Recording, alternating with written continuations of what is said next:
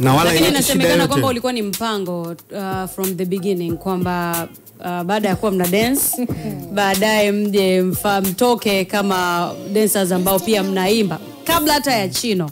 Na ilikuwa ni mpango kwamba mlikubaliana na Mario kwamba atakuwa anawaandikia ngoma. Ndivyo ambavyo ilikuwaje? Kusema kutuandikia ngoma sio kweli, lakini Mario ni mtu ambaye ni kama baba.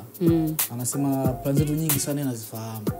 Yes, hata swala langu mimi la kuwa DJ, mtu wa kwanza ambaye pia nilimshirikisha, pia alikuwepo na Chino pia. So wanafahamu kwamba okay, anataka kujaribu kitu kingine sio mbaya. Kwa nafikiri ni kweli atusupport, lakini sio kusema kutuandikia. Lakini yuko willing kutusaidia endapo sisi tunamhitaji katika lakini ulikuwa ni mpango huo kwamba baada ya kuwa mna dance baadaye mtaingia kama kufanya muziki. Ulikuwa ni mpango toka mwanzo? Mpango ni wa zamani na ndio maana tuliweza kuja na Chino kwa sababu ni mpango ndio ulikuwa ni huo.